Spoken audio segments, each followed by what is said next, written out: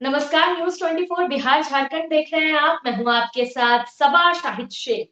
BPSC के दूसरे चरण में चुने गए 25,000 शिक्षकों को नियुक्ति पत्र बांटे जाएंगे।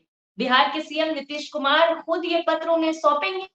लेकिन इन सब के बीच विपक्ष इस पर सवाल उठा रहा है, राजनीति गरमा रही है। विपक्ष का कहना है कि चुनाव नजदीक है, इसलिए नौकरियां बांटी जा रही। खैर, राजनीति अपनी जगह, लेकिन युवाओं को नौकरी तो मिल रही, फिर इससे विपक्ष क्यों परेशान?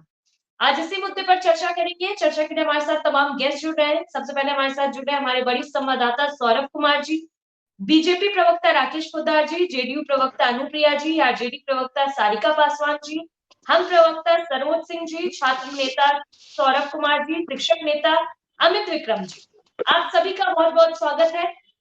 सबसे पहले मैं हमारे संवाददाता सौरभ कुमार जी का रुख करना चाहूंगी। बिहार में नौकरी की बहार है, फिर विपक्ष को क्यों परेशानी हो रही है? जी बिल्कुल, विपक्ष को परेशानी जरूर होगी अगर सत्ता पक्ष कुछ अच्छा काम करता है या अच्छे मुद्दों के साथ वो आगे बढ़ता है तो विपक्ष को जरूर परेशानी होगी। मैं आपको बताना चाहूंगा कि 1 साल से ज्यादा वक्त बीत चुका है जब बिहार में महागठबंधन की सरकार बनी थी। और जब सरकार बनी थी तो उस समय भी तेजस्वी यादव ने कहा था कि हमने जो बिहार की जनता से वादा किया है वो मैं जरूर पूरा करूंगा। और उसकी जो झलक है, उसका जो उदाहरण है, वह निश्चित तौर पर बिहार में दिखाई दे रहा है। कुछ दिन पहले भी पटना के गांधी मैदान में 1 लाख से ज्यादा शिक्षकों को नियुक्ति पत्र दिया गया था, मुख्यमंत्री ने खुद दिया था।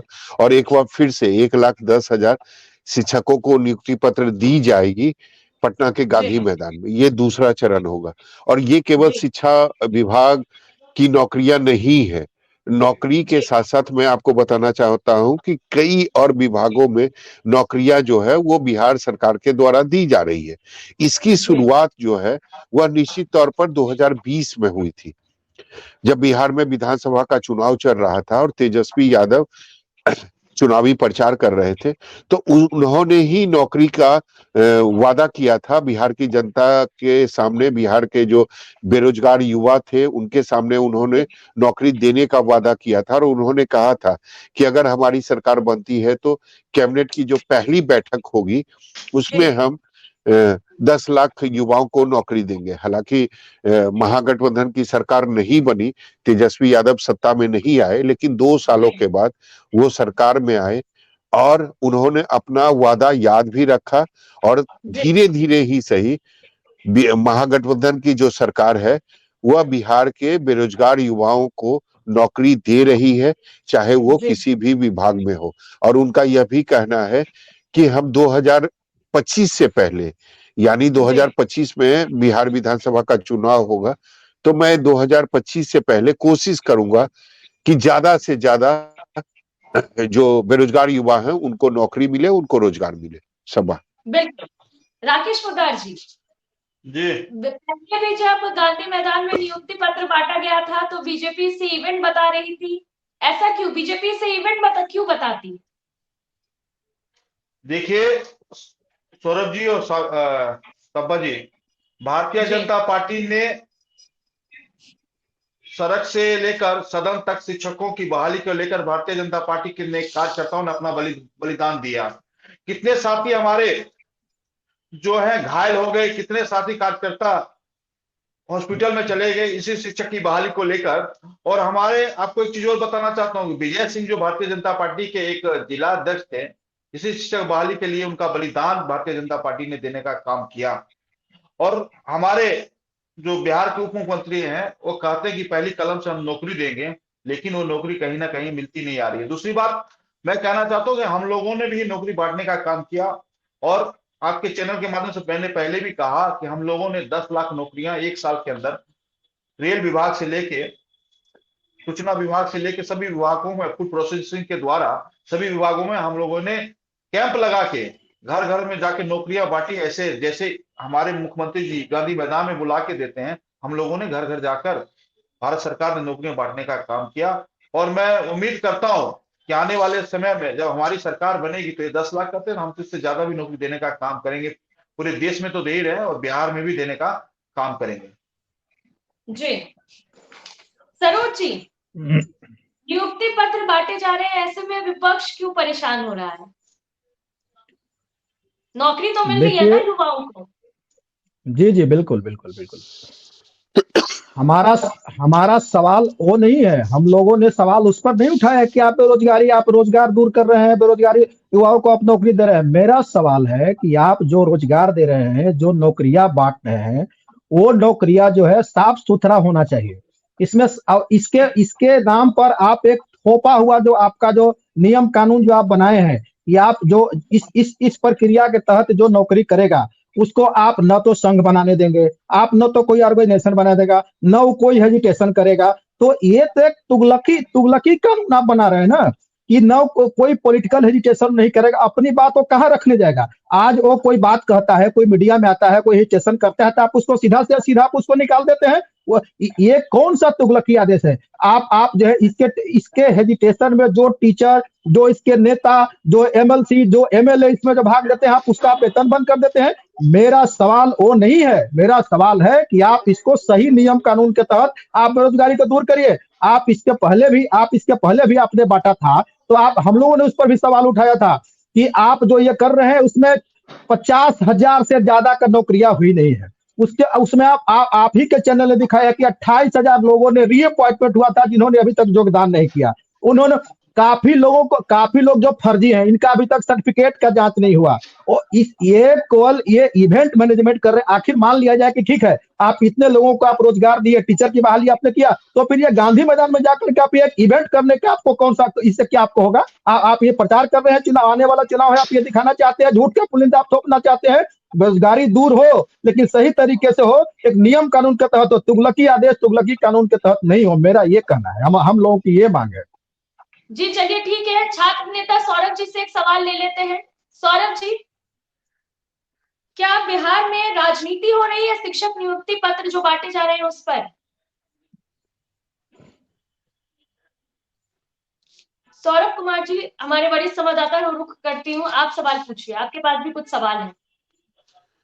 जी बिल्कुल, मेरा सवाल अनुप्रिया जी से है। अनुप्रिया जी, ये बताइए कि ये अच्छी बात है कि बिहार के जो बेरोजगार युवा हैं उनको नौकरी मिल रही है, उनको रोजगार मिल रही है, लेकिन आपको लगता है कि सरकार ने जो वादा किया है, जब महागठबंधन की सरकार बिहार में बनी थी, तो सरकार ने जो वादा किया है उसको समय के साथ पूरा कर लिया जाएगा?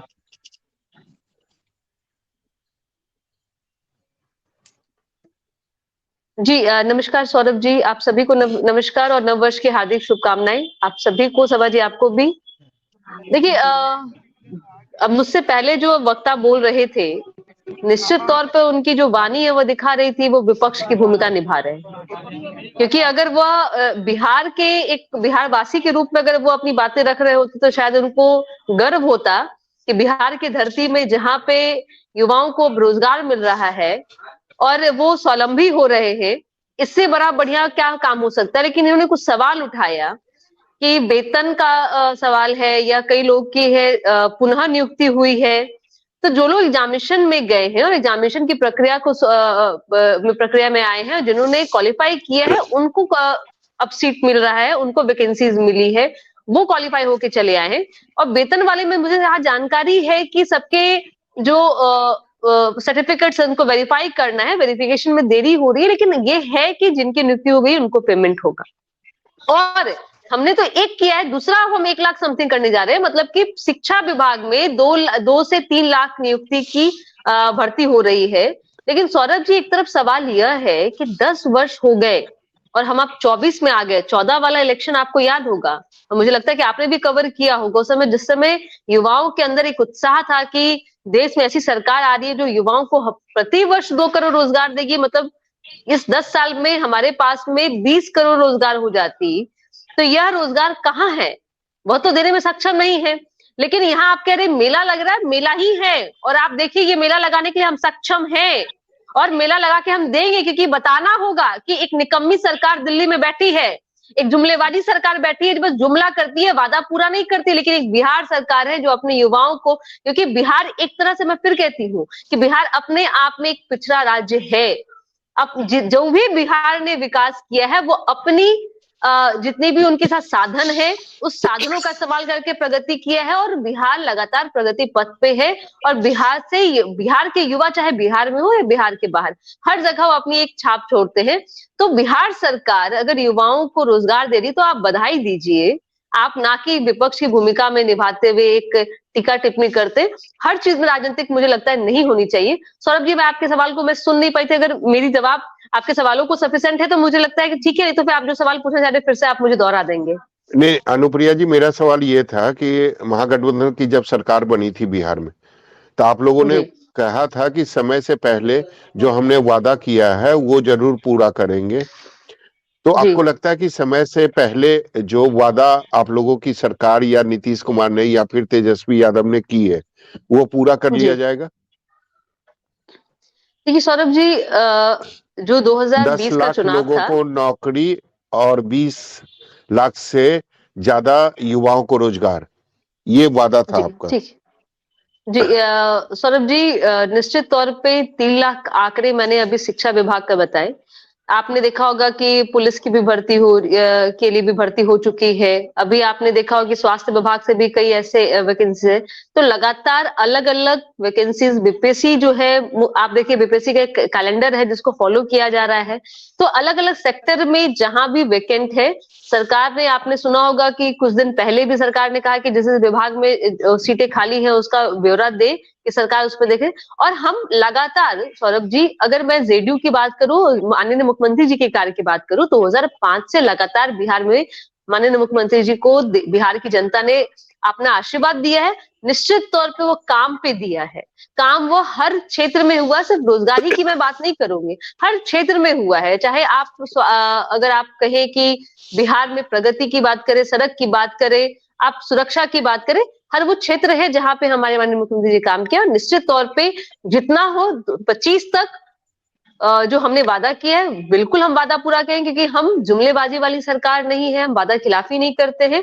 और अगर हमसे कोई त्रुटि रह जाएगी तो जनता है, जनता मान ली कि जनता देख रही है, और 2025 में अभी भी चुनाव में जाना है। सौरभ जी जी बिल्कुल। राकेश जी, अगला सवाल आपसे है, क्यों सवाल जी। खड़ा कर रहे हैं महागठबंधन की सरकार से? आपने जो वादा किया था वो तो आपने पूरा नहीं किया। 10 साल के बाद आप 10 लाख नौकरी दे रहे हैं, आप उसका ढोल तो बजा रहे हैं, लेकिन जो आप लोगों ने वादा किया था 2 करोड़ नौकरी का हर साल, वो क्या हुआ? अगर कोई सरकार अपने वादे पर खरे उतर रही है तो फिर परेशानी किस बात को लेकर है? सौरभ जी, पहले तो मैं एक कहना चाहता हूं कि इन्होंने बहुत अच्छी बात कही कि 2005 में बिहार की जनता ने इनको मुख्यमंत्री बनाने का काम किया। तो भारतीय जनता पार्टी ने अपने कंधे पे बैठा के माननीय मुख्यमंत्री जी को मुख्यमंत्री बनाने का भी काम किया। और इनसे एक गलती हो गई, ये चले गए फिर उन्हीं के साथ, जब 2005 में इनको लोगों ने जनादेश दिया था, आज उन्हीं के साथ राकेश जी, सवाल का जवाब दे। मैं इनके सारे सवालों का जवाब दे रहा हूँ। ये जब ये नौकरी की बात करते हैं, हमने आपसे पहले भी कहा कि हम लोगों ने 10 लाख नौकरी अभी बांटा हो, और 2014 से लेके अभी तक हमारी जो सरकार है, आज भी 15% की 20 बढ़ोतरी करोड़। हुई।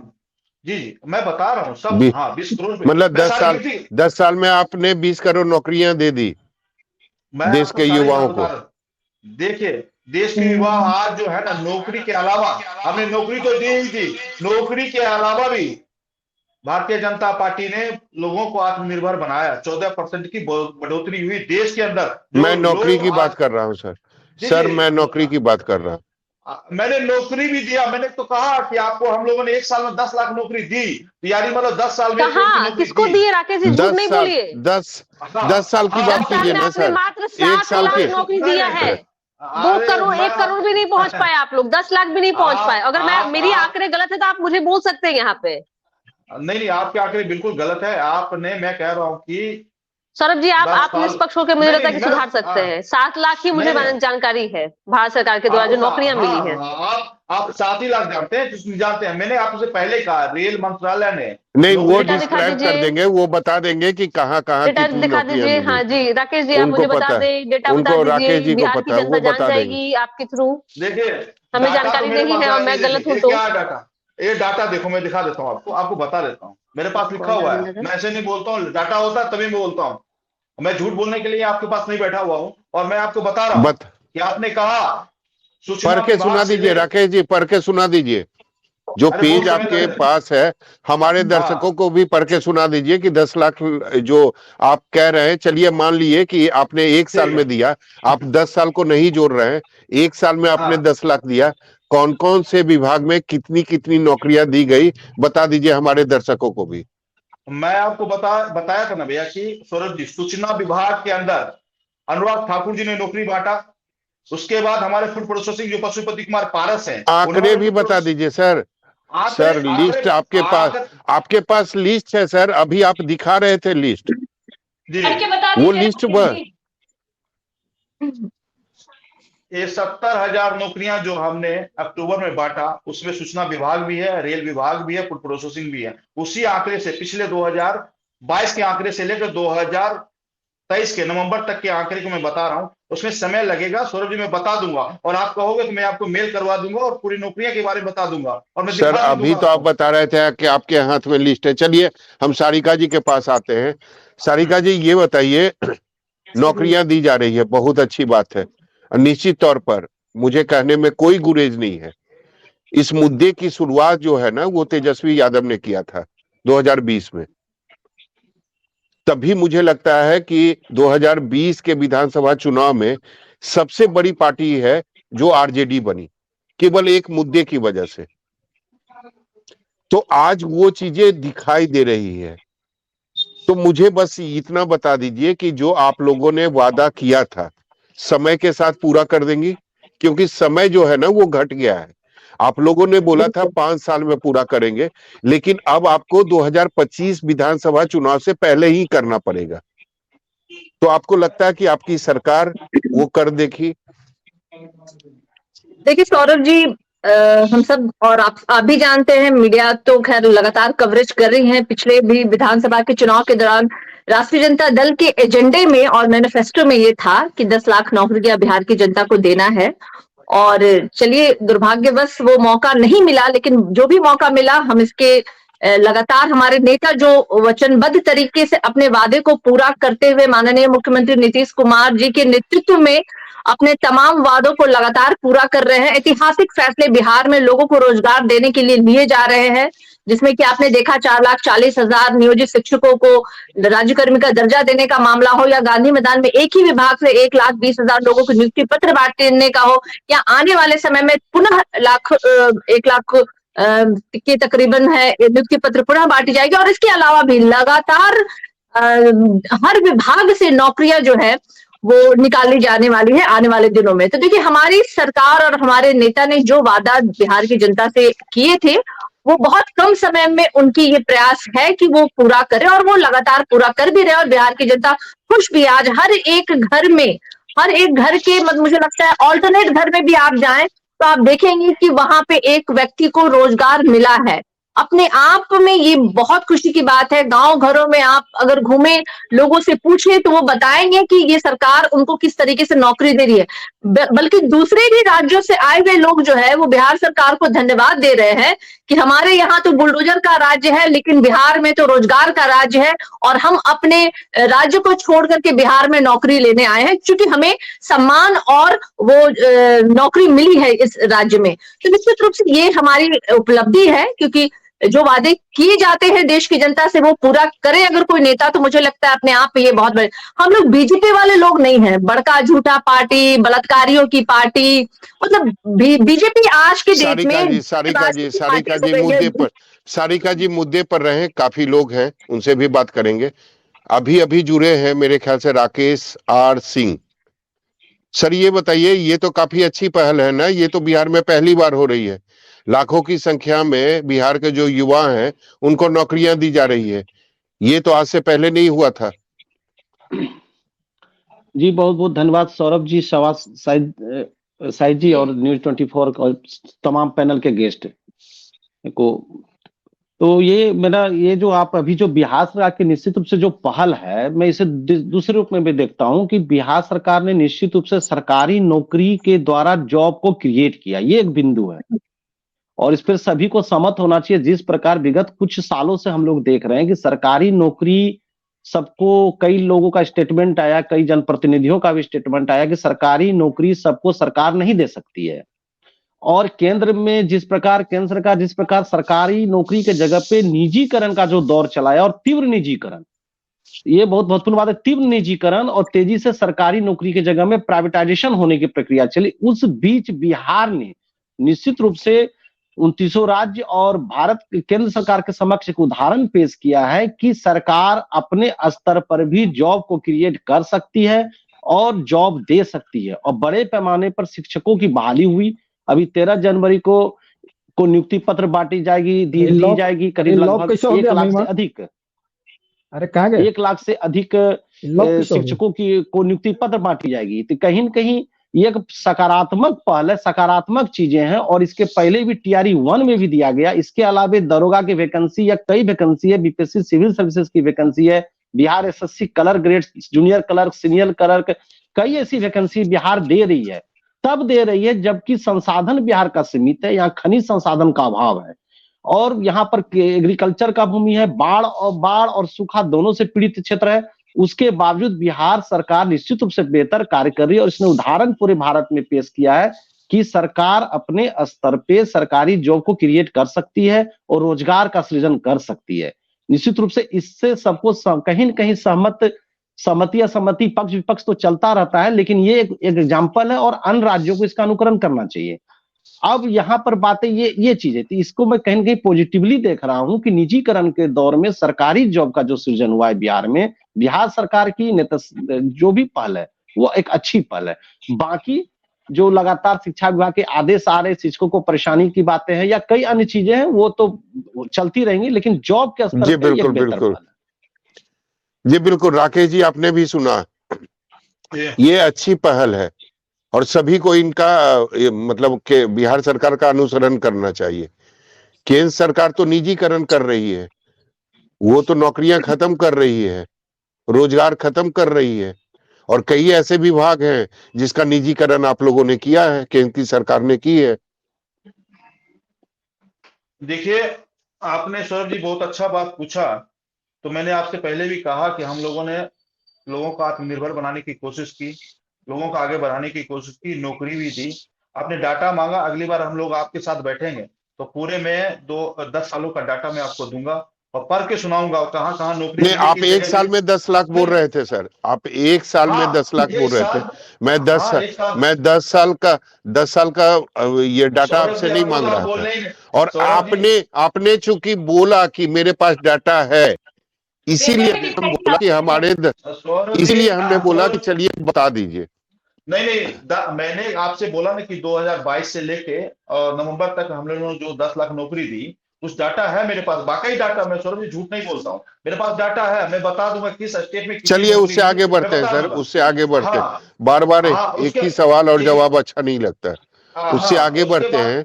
उसके बाद नौकरियां देना तो दूर, केंद्र की जो सरकार है ना, वो नौकरियां छीन रही है देश के बेरोजगार युवाओं से। एक बात आप लोग निजीकरण कर रहे हैं कि चूंकि इस मंच पे सभी लोग हैं, तो एक बात कहना चाहूंगा कि केंद्र सरकार का जो रुख रहा है, खासकर वर्तमान जो सरकार है केंद्र में, आप सिविल सर्विसेज यूपीएससी में भी जाइए तो बायलेटरल बहाली की जो बातें हैं वो सीधा मेरिट और युवाओं के मेधा के साथ खिलवाड़ है। तो बायलेटरल बहाली के साथ कहीं न कहीं आपने सीटों की संख्या कम करने की कोशिश की। रेलवे की वैकेंसी, SSC की वैकेंसी, चाहे रेलवे का जिस प्रकार निजीकरण हुआ, कई सीट पेंडिंग रही है। तो कहीं न कहीं आप सरकारी नौकरी छोड़कर इन्होंने आत्मनिर्भर की बात की, तो आत्मनिर्भर भारत की बात होती है। तो युवा क्यों नाराज है? आखिर युवाओं को की डिमांड है, युवा कहीं न कहीं परेशान है। हाँ, आज के राजनीतिक जो एजेंडे हैं, उस एजेंडे में युवाओं का एजेंडा शामिल नहीं है और सभी राजनीतिक पार्टियों को युवाओं के एजेंडे को शामिल करना चाहिए। तो कहीं न कहीं ये निश्चित रूप से हर साल 2 करोड़ की रोजगार की बात हुई थी केंद्र में, और युवाओं के साथ जिस प्रकार हुआ ये लगातार हम लोग देख रहे हैं, यूपीएससी से लेकर रेलवे तक की वैकेंसी, SSC, बैंक, सभी जगह वैकेंसियां कमी है। तो उसका विकल्प क्या? तो विकल्प में आप प्राइवेट जॉब की बात करते हैं, तो निजी कंपनी को जिस प्रकार संशोधन किया गया है कई चीजों में, निजी कंपनी जो बहाली करती है वहां जॉब इनसिक्योरिटी नहीं है, जब चाहे वो जॉब से निकाल सकते हैं, उसके लिए जवाबदेही भी नहीं है। और कहीं न कहीं कई ऐसी चीजें जो हुई है वो निजी क्षेत्र, निजी उद्योग और पूंजीपति के पक्ष में कानून का रुख रहा है। तो रोजगार की चलिए जॉब राकेश जी अग्निवीर जवाब की ले क्या लेते हो हैं। रही है? अग्निवीर के भी देख रहे हैं राकेश हम जी लोग। जवाब ले लेते राकेश जी जवाब ले लेते हैं। राकेश जी जवाब दीजिए। और ये आरोप ना आप पर आरजेडी या जदयू नहीं लगा रही है, ये आम जो जनता है ना देश की, उसकी आवाज है ये।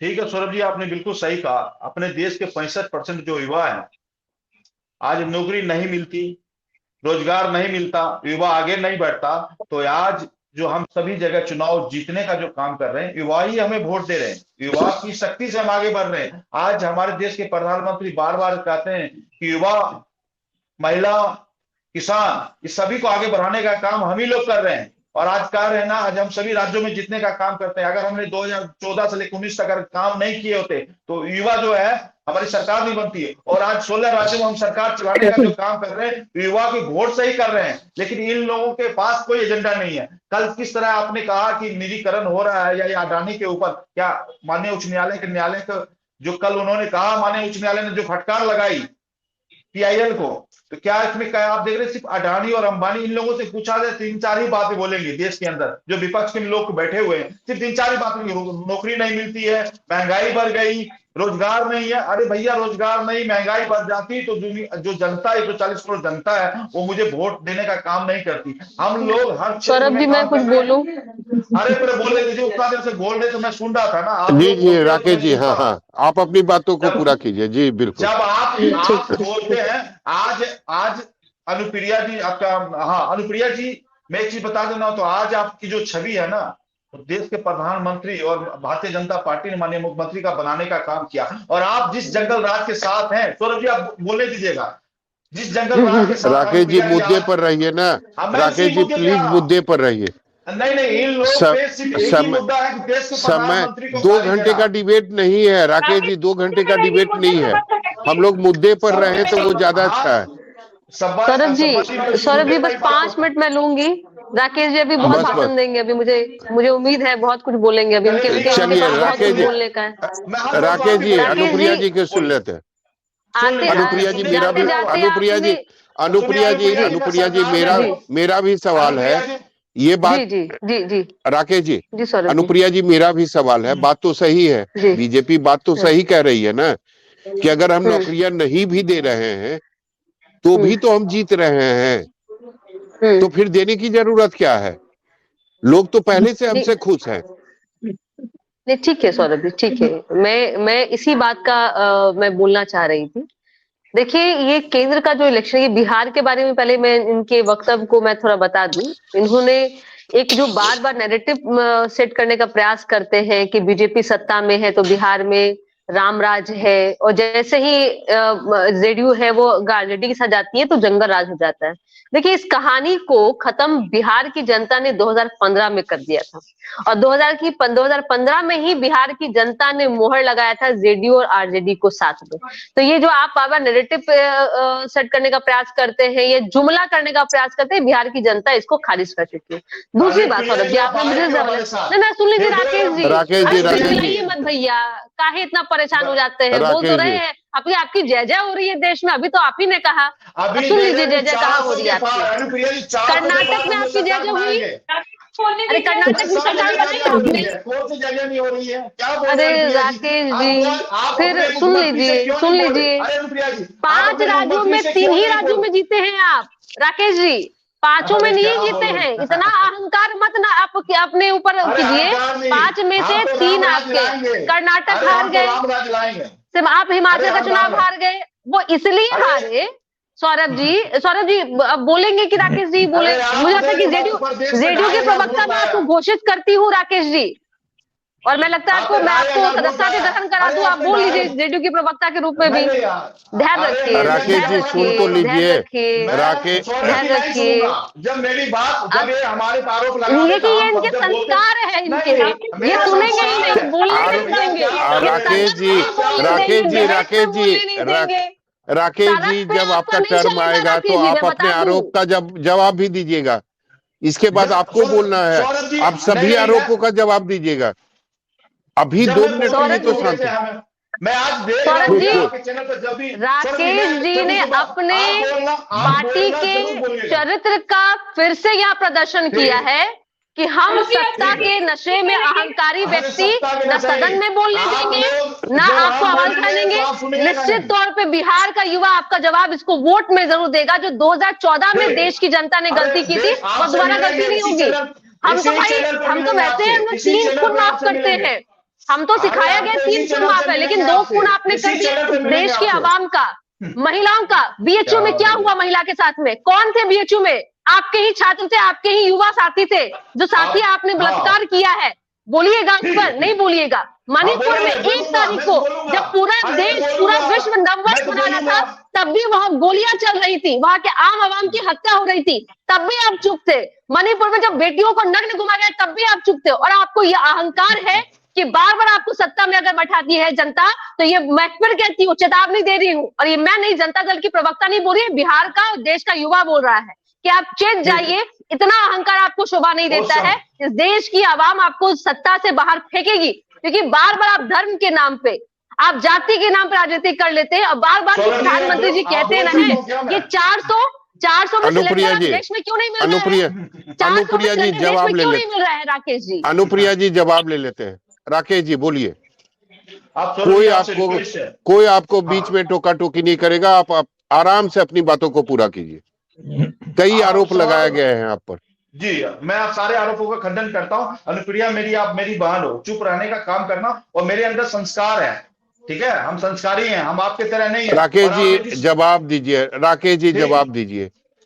इन्होंने कहा कि 2015 में जनादेश बिहार की जनता ने महागठबंधन को दिया, तो माननीय मुख्यमंत्री जी को क्या हुआ कि हमारे साथ क्यों आए?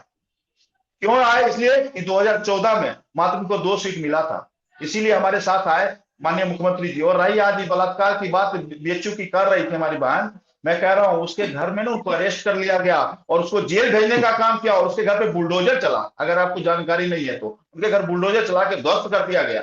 हम लोग और भारतीय जनता पार्टी के अंदर संस्कार है।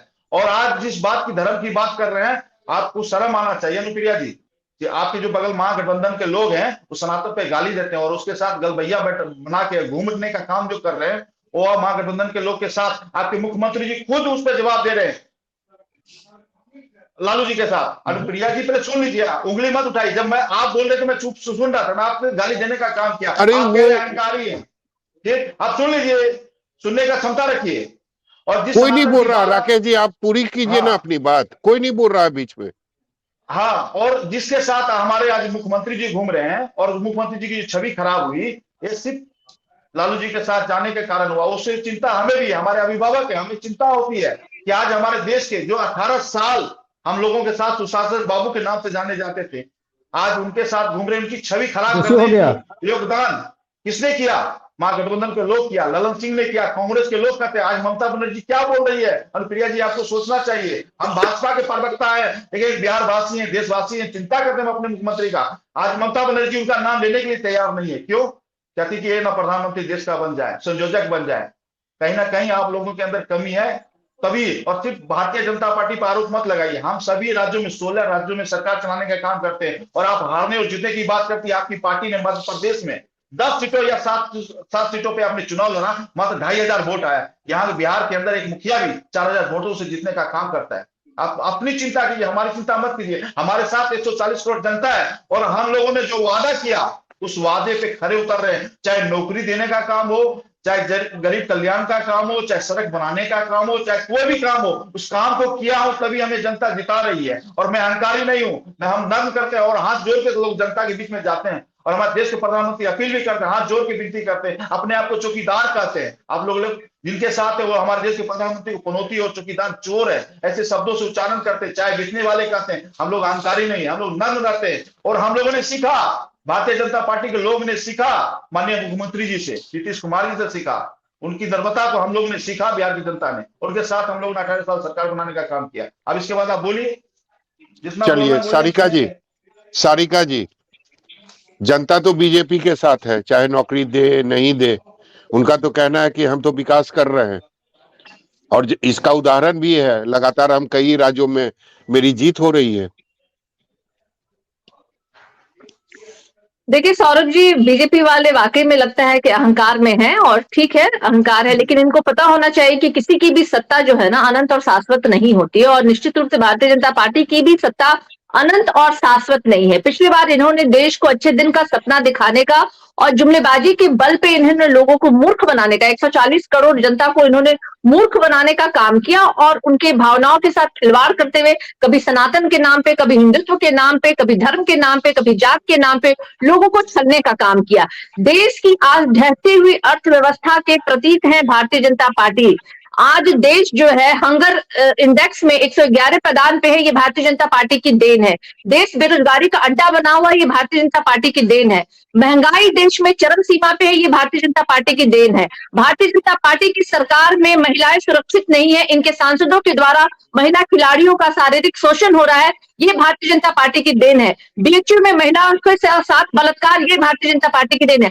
अनगिनत ऐसे मुद्दे हैं जिसमें भारतीय जनता पार्टी बोलना नहीं चाहती है, क्योंकि उन्होंने कभी भी एजेंडे पे बात नहीं किया। रोजगार पे आज राकेश पोद्दार जी हकलाने लग रहे हैं, बोल रहे हैं कि डेटा मैं आपको भेज दूंगा, मेल कर दूंगा, व्हाट्सएप कर दूंगा। अगर वाकई में भारतीय जनता पार्टी इस 10 सालों में देश को 2 करोड़ रुपए प्रति साल के हिसाब से नौकरियां दी होती, तो आज मुझे लगता है कि देश में बेरोजगारी का अड्डा नहीं बनना होता।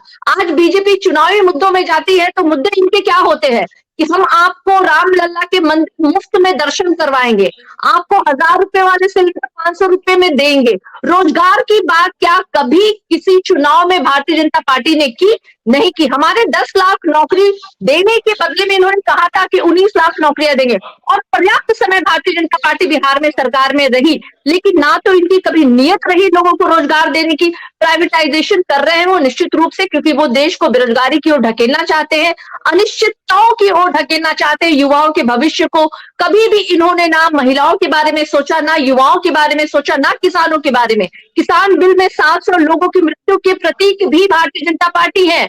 इन विषयों पे भी सौरभ जी इनसे सवाल कीजिए।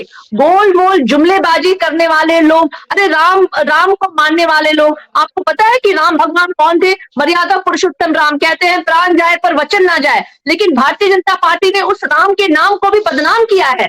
उनके नाम के आड़ में उन्होंने देश की जनता को झूठ बोला है। तो आप तो राम के नाम लेने के लायक भी नहीं है। आप राम का इस्तेमाल, हनुमान का इस्तेमाल सिर्फ और सिर्फ राजनीति रोटी सेकने के लिए राजनीतिक मंचों पे करते, जो मुझे लगता है अपने आप में ही धर्म का अपमान है, राम का अपमान है, हनुमान का अपमान है। आपको माफी मांगनी चाहिए, और अगर आप माफी ना भी मांगे तो जिस तरीके से कर्नाटक में हनुमान भगवान ने अपने गदा से आपको धाराशाही किया, आने वाले 2024 में यही राम भगवान आपको ले डूबेंगे, क्योंकि आपने राम का इस्तेमाल राजनीतिक मंचों पे किया। तो मुझे लगता है आपकी ये सत्ता निश्चित रूप से ये राम ही ढाएंगे, क्योंकि आपने राम का बहुत बेजा इस्तेमाल मंचों पे कर लिया।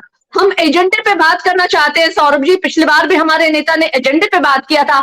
हम दिग्भ्रमित नहीं होना चाहते बीजेपी वाले के लोगों की वजह से, और ना होंगे हम आगे भी। हमारा कल भी एजेंडा था कि हम कैसे बिहार के लोगों को विकास की ओर करें, बिहार को विकास की ओर करें, कैसे लोगों को रोजगार दे, कैसे यहाँ पे लगातार आप देखिए रोजगार देने के लिए हमारे नेता माननीय मुख्यमंत्री नीतीश कुमार जी के नेतृत्व में लोगों को रोजगार दे रहे हैं, जो भारतीय जनता पार्टी को अच्छी नहीं लग रही है।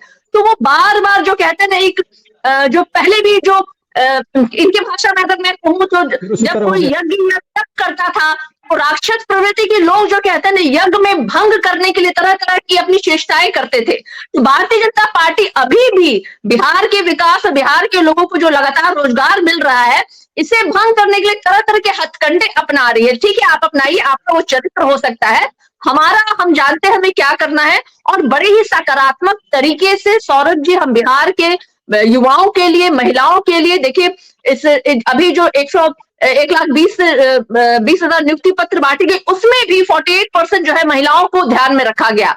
तो ये सरकार, बिहार सरकार जो है महिलाओं के लिए भी सोच रही है, युवाओं के लिए भी सोच रही है। और आने वाले समय में जो लक्ष्य तेजस्वी यादव जी ने कहा था कि 10 लाख नौकरियां हम देंगे, बहुत कम समय में उनकी ये कोशिश है कि वो उन अपने तमाम वादों को वो पूरा कर सके। और मुझे लगता है ये राजनीति से इतर हट करके वो लोगों के लिए कर रहे हैं, क्योंकि उनके अंदर वो नियत है, उनके अंदर वो करने की जो कहते हैं भावना, लोगों को रोजगार देने का।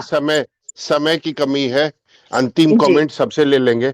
सरोज जी, ये बताइए, अगर महागठबंधन की सरकार नौकरी की बात कर रही है, बेरोजगारी की बात कर रही है, शिक्षा की बात कर रही है, स्वास्थ्य की बात कर रही है, तो परेशानी क्यों हो रही है? आप लोग तो केवल मंदिर और भगवान राम की बात कर रहे हैं। जी जी, आपने बहुत बढ़िया सवाल उठाया है, लेकिन सवाल से इतर सारे लोगों ने अपनी बात रख दी। सवाल से सारे लोगों ने, कोई बलात्कारी, कोई महंगाई, कोई सब पर बात हो गया, लेकिन सवाल से सब लोग भटक गए। मैं दो तीन सवाल इस बीच में जो आया है, दो तीन सवाल मैं रखना चाहता हूँ। अभी हमारी बहन सारिका जी कह रहे थे कि बेरोजगारी और बलात्कारी की बात। तो बलात्कारी कौन है? तो सबसे पूरा कितने लोग जो बलात्कारी है वो आरजेडी में कितने लोग हैं, कहाँ बंद है, किसके ऊपर कन्विक्शन है, सबको पता है। इस पर ज्यादा मैं अंदर नहीं जाना चाहता हूँ।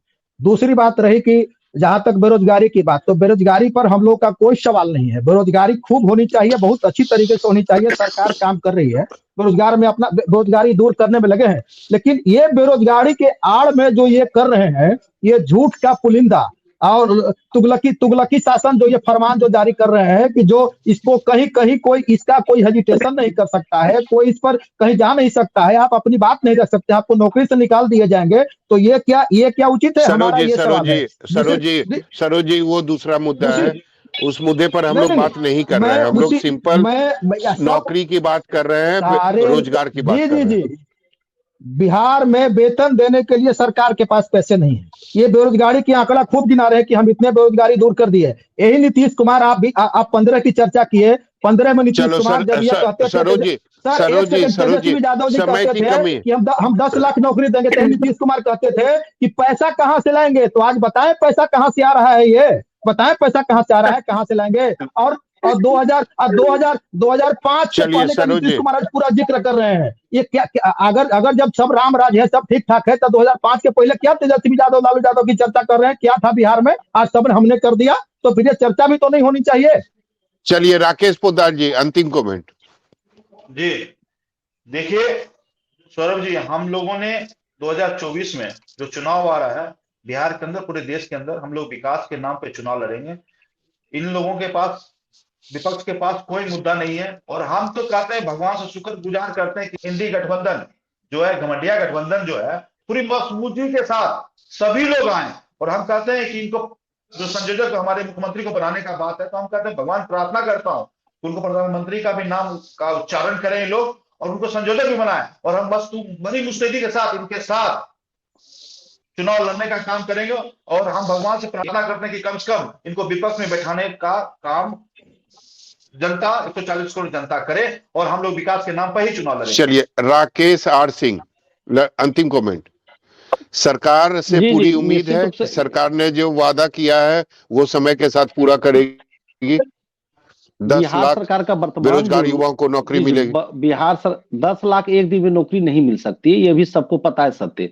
लेकिन बिहार सरकार जो वर्तमान में रुख अख्तियार की जो नीतियां अपनाई है रोजगार सृजन का, और रोजगार भी दे रही है। TRE 1 के भी जो बहालियां हुई थी उनको भी पेमेंट मिला है। अब ये सब सभी राजनीतिक दलों के आरोप प्रत्यारोप का दौर चलता है कि कहां से लाएगी, नहीं लाएगी या क्या है, अलग चीज है। लेकिन पेमेंट भी उनको दिया गया है, TRE 1 वाले जो भी जॉब कर रहे हैं। तो सरकार पॉजिटिव पहल है और सकारात्मक पहल है। मैं तो पहले ही कहा था कि अन्य राज्यों को भी सरकारी और सार्वजनिक सेक्टर को आगे बढ़ाने की जरूरत है ताकि रोजगार सृजन हो। और आज भी प्रासंगिक है मिश्रित अर्थव्यवस्था, जिसमें समाजवादी अर्थव्यवस्था, जिसमें कहीं न कहीं पूंजीवाद के साथ साथ सार्वजनिक उपक्रम को भी, दोनों को बैलेंस करके आगे बढ़ाने की जरूरत है। और केंद्र सरकार जिस प्रकार पूंजीवाद का अंधा दौर चल रही है, यहाँ पर कुछ लोग सिमट कर रह जाएंगे, मिनिमम इनकम में रह जाएंगे और रोजगार भी सरकारी सृजन नहीं होगा। और निजी क्षेत्र में निश्चित रूप से जॉब इनसिक्योरिटी नहीं है। तो इस पर कहीं न कहीं सभी राजनीतिक दलों को ध्यान देना चाहिए। युवाओं परेशान है, चुनाव जीतना हारना अलग बात है, लेकिन युवाओं का एजेंडा शामिल नहीं हो रहा है। चुनाव जीत रहे, अच्छी बात है, लेकिन चुनाव जीतने से एजेंडे समाप्त नहीं हो जाते। लास्ट मेरा यही कहना है। जी बिल्कुल, सब जी, बहुत बहुत शुक्रिया आप सभी लोगों का हमारे साथ जुड़ने के लिए। दरअसल 13 जनवरी को नियुक्ति पत्र गांधी मैदान में बांटे जाएंगे जो चयनित शिक्षक हैं उन्हें। लेकिन इस पे आरोप प्रत्यारोप का दौर भी जारी है, राजनीति भी हो रही है। अब इस पे विपक्ष तो हमलावर है, सत्ता पक्ष का इस पर क्या जवाब सामने आता है, ये देखने वाली बात होगी। फिलहाल के लिए इतना ही। देखते रहिए News 24 बिहार झारखंड।